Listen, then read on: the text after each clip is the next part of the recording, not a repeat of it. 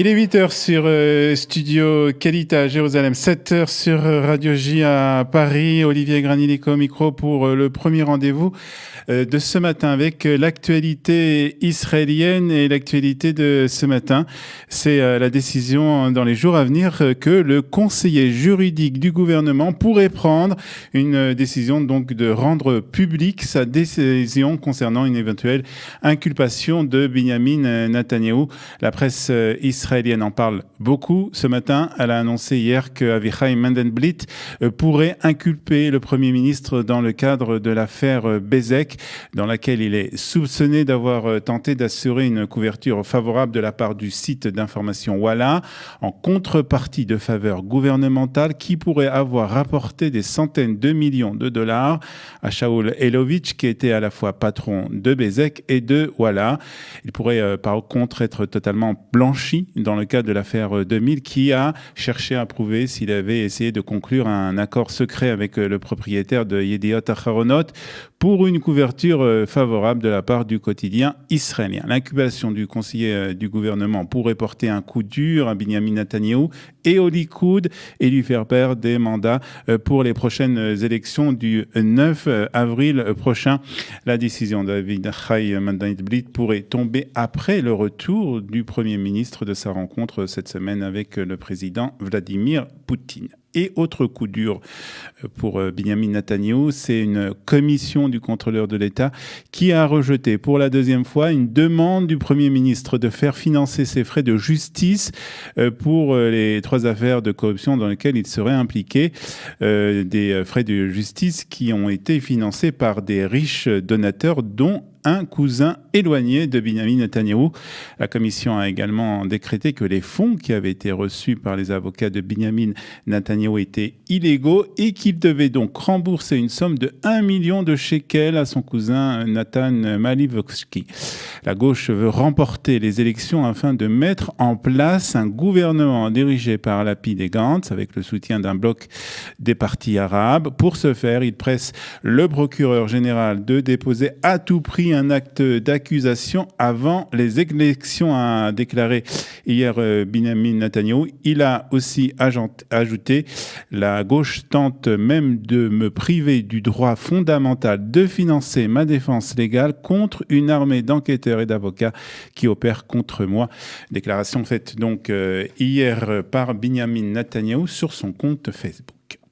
Et puis, accusation de Naftali Bennett hier à l'encontre du Premier ministre. Selon le chef du parti Yamin Hadash, Binyamin Netanyahou et les Américains auraient déjà conclu un accord sur le partage de Jérusalem. Binyamin Netanyahou a l'intention de s'unir avec Benny Gantz et de permettre la création d'un État palestinien et le partage de Jérusalem, a déclaré hier le ministre de l'Éducation Naftali Bennett. En réaction, Binyamin Netanyahou a déclaré que Bennett était stressé et quelque peu confus. Et puis, malgré les vives critiques de l'organisation américaine EIPAC à l'encontre du Premier ministre israélien, ce dernier devrait prendre la parole lors de la conférence annuelle du lobby américain qui doit se tenir le 24 avril prochain, soit 2 semaines avant les élections législatives.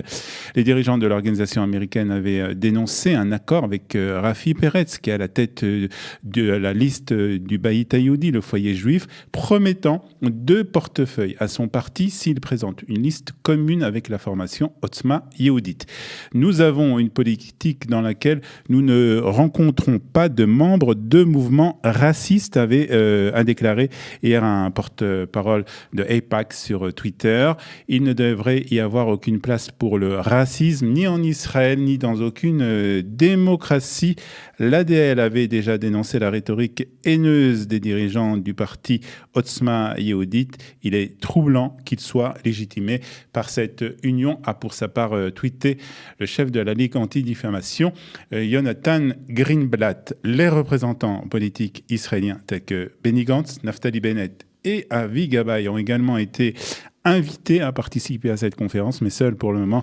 Yair Lapid, partenaire de Benny Gantz, a confirmé sa venue. Et puis, après chasse, c'est au tour de Yahadut Torah de se déclarer qu'ils ne joindront en aucun cas le gouvernement où Yair Lapid sera ministre. Nous ne rentrerons pas dans une coalition avec Gantz. Lapid, a déclaré le vice-ministre de la Santé Yaakov Litzman et chef du parti Yahadut Hatorah Aryeh Deri. Le chef du parti Chasse avait lui fait ces mêmes déclarations quelques jours auparavant.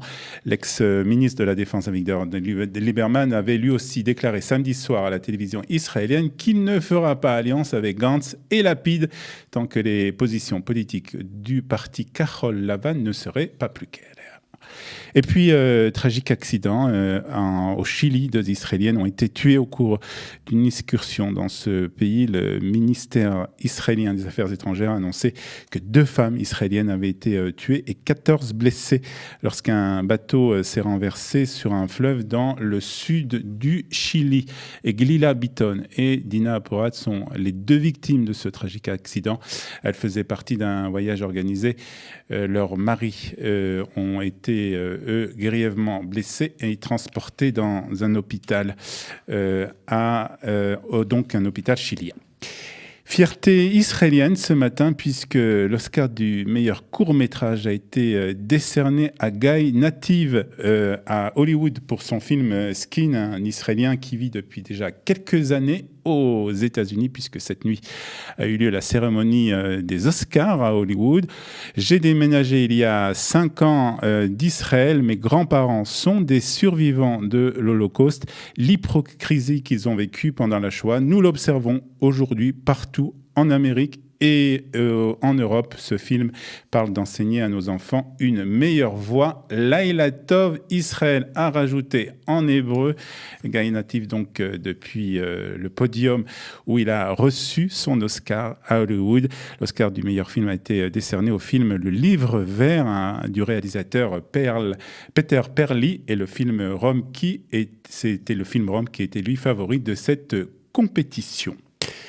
On termine par la météo israélienne de ce lundi 25 février 2019 avec des températures élevées pour la saison. Il fera 27 degrés à Tel Aviv, 20 à Jérusalem, 28 à Beersheva, 23 à Haïfa, 29 à Eilat. C'est presque l'été ici en Israël. Nous nous retrouvons à 7h30, 8h30 heure israélienne, 7h30 heure de Paris pour la revue de la presse et des médias israéliens.